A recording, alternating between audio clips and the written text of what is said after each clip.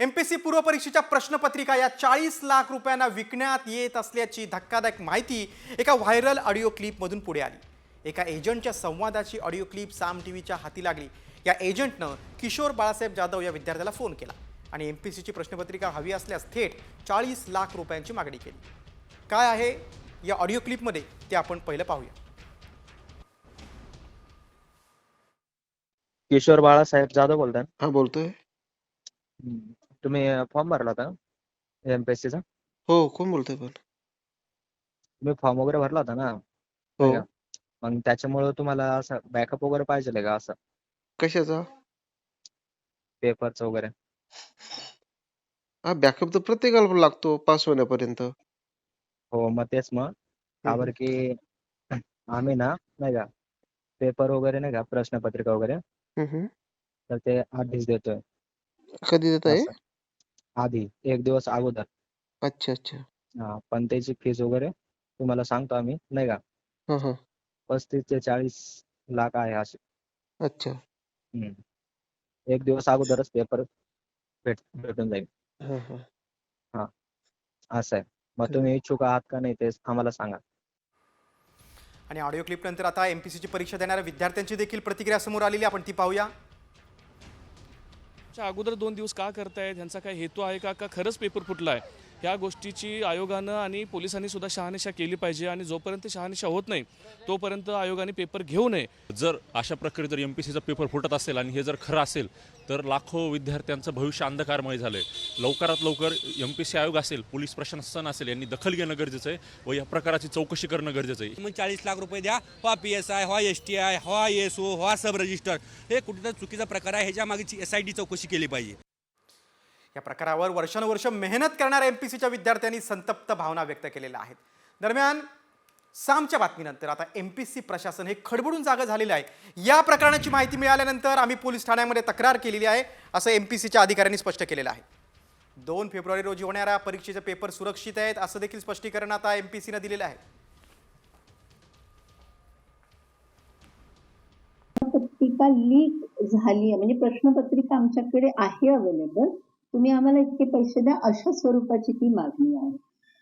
आणि या संदर्भात सर्वात महत्त्वाचं म्हणजे आम्ही आज सकाळी जेव्हा आम्हाला ही माहिती मिळाली, आम्ही पुणे पोलीस आयुक्त यांच्याकडे आम्ही या संदर्भातील रीतसर तक्रार देखील नोंदवलेली आहे आणि त्यांनी तपास सुरू केलेला आहे।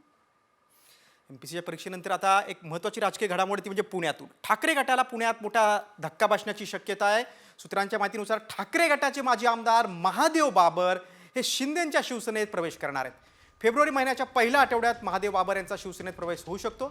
महादेव बाबर यांनी उपमुख्यमंत्री एकनाथ शिंदेंची भेट देखील घेतलेली आहे। महादेव बाबर यांच्यासोबत शहरातील आणखी काही नगरसेवक शिवसेनेत प्रवेश करणार असल्याचा दावा केला जातोय। विधानसभा निवडणुकीत तिकीट न मिळाल्यामुळे बाबर हे नाराज होते, मात्र आता पुढच्या आगामी पुणे महापालिका निवडणुकीच्या पार्श्वभूमीवर बाबर यांचा शिंदे गटातला प्रवेश महत्त्वाचा मानला जातोय। पुढच्या राजकीय रिपोर्टकडे, ठाकरे आणि भाजपची पुन्हा युती होण्याची शक्यता आहे। कालच्या एका कार्यक्रमात नेमकं काय घडलं, कोणता भाजप नेता युतीच्या सुवर्ण क्षणाची वाट पाहतोय, ठाकरेंनी त्यांना काय उत्तर दिलं, त्यावरचाच हा विशेष रिपोर्ट। कालचे दुश्मन आजचे दोस्त।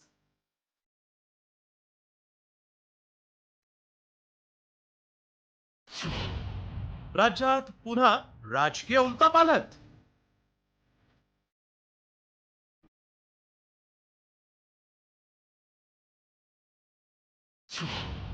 ठाकरे भाजपचा पुन्हा दोस्ताना।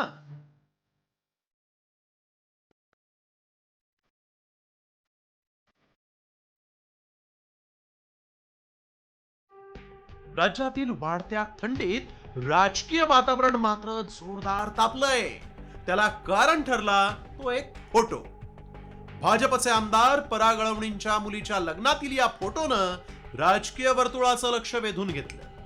मुख्यमंत्री देवेंद्र फडणवीस दिल्लीत असताना उद्धव ठाकरे आणि भाजपचे ज्येष्ठ नेते चंद्रकांत पाटलांची झालेली भेट आणि त्या भेटीतील चर्चेच्या तपशिलानं शिवसेना भाजप युती होण्यासाठी नेत्यांचं मनोमिलन झाल्याचं आता बोललं जात आहे। यावेळी नेमकं काय घडलं पाहूया। मुंबईतल्या एका लग्न सोहळ्यात उद्धव ठाकरे चंद्रकांत पाटलांची भेट झाली. मिलिंद नार्वेकरांनी चंद्रकांत पाटलांना मग युती कधी असा प्रश्न केला. आपली पुन्हा युती झाली तर तो आनंदाचा क्षण असेल, चंद्रकांत पाटील. मी या सुवर्ण क्षणाची वाट पाहतोय, चंद्रकांत पाटील. उद्धव ठाकरेंनीही युतीला दुजोरा दिला असल्याची सूत्रांची माहिती. यामुळे मात्र ठाकरेंच्या शिवसेनेनं चंद्रकांत पाटलांचे जाहीररित्या आभार मानले आहेत. कारण आम्ही एकत्र 25 वर्ष अत्यंत उत्तम रीतीने काम केलं. नरेंद्र मोदी यांच्यासोबत आम्ही चांगल्या पद्धतीने काम केलं. पण सगळ्यांना माहिती आहे की दिल्लीमध्ये अमित शहांचा उदय झाल्यावर शिवसेना भाजपमध्ये वितुष्ट आहे. ते दुर्दैवानं सांगायचं वाटतंय. मी चंद्रकांत दादा पाटील यांनी ज्या भावना व्यक्त केलेल्या आहेत त्याबद्दल आम्ही त्यांचे आभारी आहोत. भाजपनं मात्र सावध भूमिका घेतली. सुवर्ण क्षणाची वाट पाहणाऱ्या चंद्रकांत पाटलांनी मीडियावर खापर फोडत फोटोचा विपर्यास केल्याचं सांगितलं. तर फडणवीसांनीही याला भाबडा विचार म्हणत आपले सध्याचे मित्र नाराज होणार नाहीत ना याचीही काळजी घेतली आहे. मी गेलो त्याला उद्धवजी शुभेच्छा देऊन खाली उतरत होते आणि मी शुभेच्छा द्यायला वर चढत होतो. समोरासमोर आलो, नमस्कार केला. पण त्या लग्न समारंभातही प्रेस उपस्थित होती आणि ते शूट केलं आणि जवळ बहुधा दुसरी बातमी येईपर्यंत ते आता ते चालवतील की आम्ही दोघे भेटलो, आता काय होणार. उद्धव ठाकरे आणि भाजप जवळ येते असं वाटतं त्याच्यातून. असं आहे, पहिली गोष्ट तर लग्नात भेटल्यामुळे पक्ष जवळ येतात किंवा युती होते, इतका भाबडा विचार हा किमान तुमच्यासारख्या ज्येष्ठ पत्रकारांच्या डोक्यात तरी येऊ नये अशा प्रकारची माझी अपेक्षा आहे.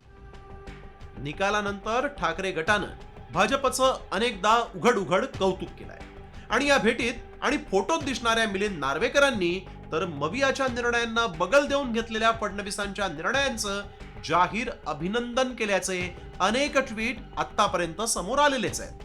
त्यात आता लग्नात झालेली ही भेट ठाकरे आणि भाजपच्या युतीचा पाया रचणार का याकडेही आता लक्ष लागलंय. ब्युरो रिपोर्ट, साम टीव्ही मराठी. या राजकीय रिपोर्टनंतर पुढची बातमी पुण्यातून. राज्यात वेगानं वाढत असलेल्या जीबी सिंड्रोम आजाराबाबत केंद्रीय आरोग्य पथकाकडून आता पाहणी करण्यात आली. पाहणीचा अहवाल पुढील 2 दिवसात देण्यात येणार आहे. कमला नेहरू रुग्णालयातील आयसीयू युनिटमध्ये न्यूरोलॉजिस्ट ठेवण्याचे आदेश केंद्रीय पथकाने दिलेत. तसंच रुग्णांना योग्य उपचार मिळावेत यासाठी नोडल अधिकाऱ्याची नेमणूक करण्यासंदर्भात देखील सूचना देण्यात आल्या.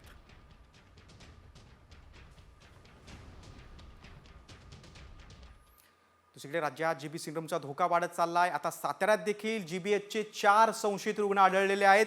15 वर्षांच्या आतील 4 मुलांमध्ये याची लक्षणं आढळलेली आहेत. त्यांचे नमुने आता तपासणीसाठी प्रयोगशाळेत पाठवण्यात आलेत. तर अकोल्यात देखील जीबीएस आजाराचे 5 रुग्ण आढळलेत. 5 पैकी 1 रुग्ण व्हेंटिलेटरवर आहे. सातारा जिल्ह्यामध्ये 4 ॲक्यूट प्रोग्रेसिव्ह ऑन्सेट ऑफ विकनेसचे रुग्ण सापडलेले आहेत. ही सर्व लहान मुलं आहेत जी 15 वर्षाच्या आतली आहेत आणि ह्या 4ही मुलांना आपण 2 मुलं शासकीय रुग्णालयात, 1 खाजगी रुग्णालयात आणि 1 Krishna institute of medical science Karad या ठिकाणी दाखल आहेत. ह्या 4ही मुलांची प्रकृती सध्या चांगली आहे. त्यांच्या प्रयोगशाळा तपासण्या आणि वैद्यकीय तपासण्या सध्या चालू आहेत. जीबीएस आजारानं राज्यभरात पाय पसरवायला सुरुवात केली आहे. त्यामुळे पाणी उकळून प्या आणि अन्न शिजवून घ्या असा सल्ला आता डॉक्टरांनी दिलेला आहे. वळूया आता पुढच्या बातमीकडे. मुंबई हायकोर्टानं प्लॅस्टर ऑफ पॅरिसच्या मूर्तीवर आता बंदी घातलेली आहे. माघी गणेशोत्सवासह पुढील उत्सवांमध्ये आता पीओपी मूर्तीवर बंदी घालण्यात आलेली आहे. पीओपीच्या मूर्तींमुळे होणाऱ्या जलप्रदूषणाच्या पार्श्वभूमीवर ही बंदी घालण्यात आलेली आहे. केंद्रीय प्रदूषण नियंत्रण मंडळाच्या नियमावलीचं काटेकोर पालन करण्याचे निर्देश हायकोर्टानं मुंबई महापालिकेसह राज्यभरातील सर्व पालिकांना दिलेले आहेत. त्यामुळे पीओपीची मूर्ती घरी आणू नका. पर्यावरणपूरक मातीची मूर्ती घरी आणा, बसवा. कारण पीओपी मूर्तीवर आता हायकोर्टाकडून बंदी घालण्यात आलेली आहे.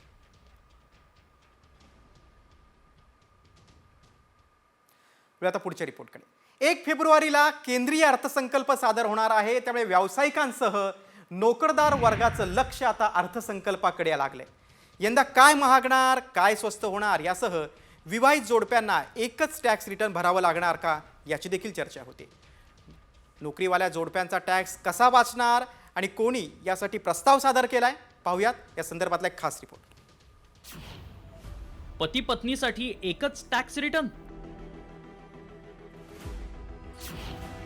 करदात्या विवाहित जोडप्यांना दिलासा?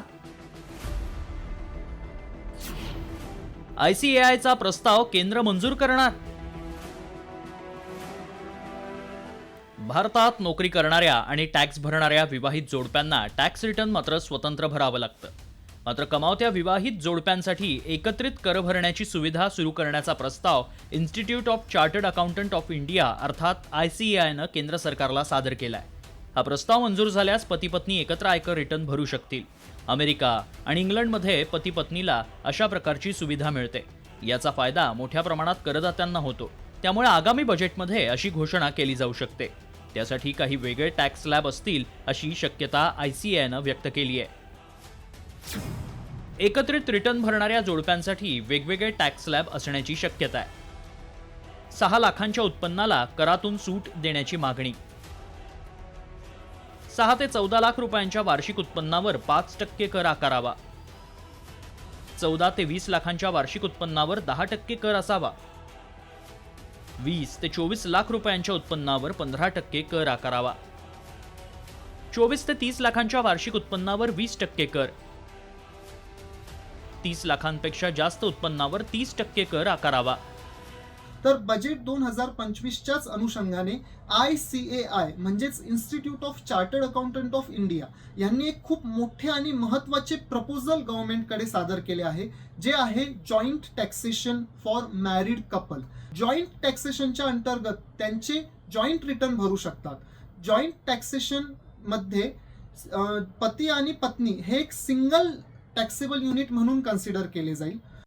अर्थमंत्र्यांनी हा प्रस्ताव स्वीकारला तर नोकरी करणाऱ्या लाखो विवाहित जोडप्यांना मोठा दिलासा मिळेल. त्यामुळे यंदाच्या केंद्रीय अर्थसंकल्पाकडे सर्व कमावत्या जोडप्यांचं लक्ष लागलंय. ब्युरो रिपोर्ट, साम TV.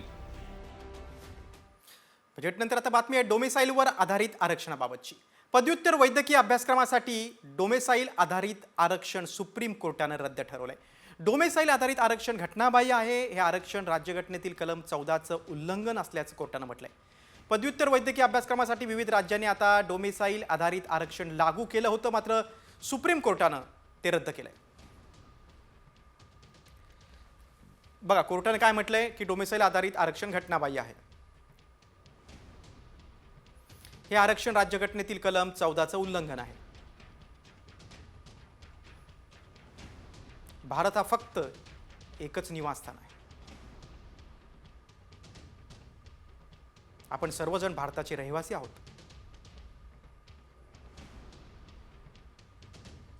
देशात कुठेही निवासस्थान निवडण्याचं स्वातंत्र्य आहे.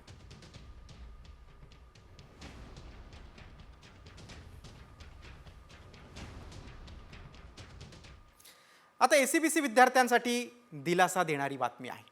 सामाजिक आणि शैक्षणिकदृष्ट्या मागास प्रवर्गातील विद्यार्थ्यांसाठी आता उत्पन्नाचा दाखला सादर करण्याची अट राज्य सरकारनं रद्द केलेली आहे. तर नॉन क्रिमिलियर प्रमाणपत्र बंधनकारक करण्यात आलंय. आतापर्यंत 8 लाखांच्या उत्पन्नाची अट होती. त्याचा फटका शिक्षक तसंच शासकीय कर्मचारी असलेल्या पालकांच्या मुलांना बसत होता. या निर्णयामुळे आता वैद्यकीय अभियांत्रिकी अशा व्यावसायिक अभ्यासक्रमाला प्रवेश घेणाऱ्या हजारो विद्यार्थ्यांना दिलासा मिळाला.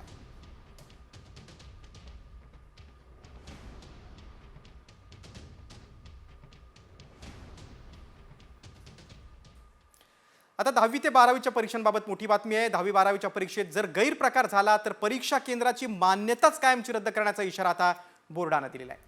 याशिवाय परीक्षा केंद्रावर परीक्षा शिक्षक कर्मचाऱ्यांच्या नियुक्ती करण्याच्या निर्णयात देखील आता बदल करण्यात आला आहे. आता गेल्या 5 वर्षात गैरप्रकार झालेल्या परीक्षा केंद्रांवरच हे अन्य शाळांमधील शिक्षक कर्मचाऱ्यांची नियुक्ती करण्याचे निर्देश देण्यात आलेले आहेत. लोकप्रतिनिधी, संस्थाचालक, शिक्षक संघटनांनी आक्षेप नोंदवल्यामुळे हा निर्णय घेण्यात आला.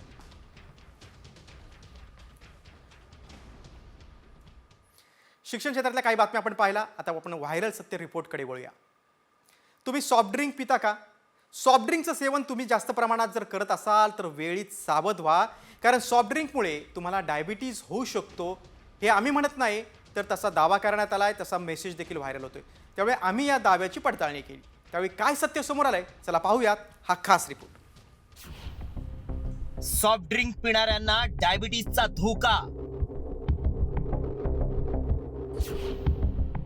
2022 सालात 22 लाख लोक डायबिटीजचे शिकार.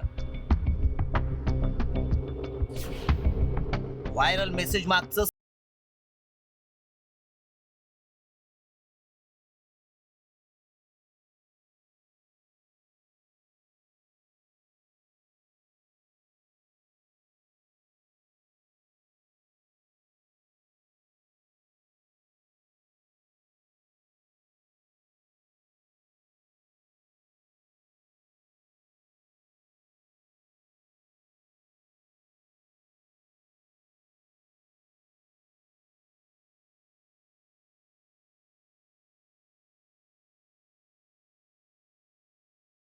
वर्षाखाली 22 लाख लोकांना डायबिटीज झाल्याचं समोर आलं. तसंच हार्ट अटॅकचाही धोका वाढतो हे स्पष्ट झालं. हा दावा धक्कादायक आहे. सॉफ्ट ड्रिंक्सनं डायबिटीज होत असेल तर हे खरंच आहे का, याची सत्यता जाणून घेणं गरजेचं आहे. कारण 180 देशात सर्वे करण्यात आला, त्यात हे आढळून आलंय. सॉफ्ट ड्रिंक्स हे लहानग्यांपासून ते वयोवृद्धांपर्यंत सगळेच जण पितात. त्यामुळे या दाव्यात तथ्य आहे का हे जाणून घेण्यासाठी आमच्या व्हायरल सत्य टीमनं तज्ज्ञांची भेट घेतली आणि याबाबत अधिक माहिती जाणून घेतली. सॉफ्ट ड्रिंक ही गोष्ट अशी आहे की जी साखरेची कमीत कमी 10 आणि जास्तीत जास्त 20 एवढेच चमचे एका सॉफ्ट ड्रिंकमध्ये असतात. म्हणजे जर तुम्ही एक 500 mlचं सॉफ्ट ड्रिंक आणलं तर त्याच्यामध्ये तुम्हाला दिसेल की साखरेचं प्रमाण प्रचंड आहे. म्हणजे फ्लेवर्ड साखरेचं पाणी असं त्याचं स्वरूप असतं. त्यामुळं आमच्या पडताळणीत काय सत्य समोर आलं पाहूयात. सॉफ्ट ड्रिंक्स मधील आर्टिफिशियल शुगर सामान्य साखरेपेक्षा जास्त हानिकारक असते. सॉफ्ट ड्रिंक्स मध्ये असलेल्या कॅफीनमुळे रक्तदाब वाढू शकतो. सॉफ्ट ड्रिंक्समुळे वजन वाढतं आणि डायबिटीसचा धोका वाढतो. सॉफ्ट ड्रिंक्सचं सेवन करणाऱ्यांना हार्ट अटॅकही येऊ शकतो. सॉफ्ट ड्रिंक्सचं सेवन अतिप्रमाणात करू नये. जास्त प्रमाणात सॉफ्ट ड्रिंक्स प्यायल्यानं शरीरावर गंभीर परिणाम होतात. हे नेचर मेडिसिनच्या सर्वेत समोर आलंय. त्यामुळं आमच्या पडताळणीत सॉफ्ट ड्रिंक्समुळे डायबिटीज, हार्ट अटॅकचा धोका वाढतो हा दावा सत्य ठरलाय. रिपोर्ट साम टीव्ही न्यूज.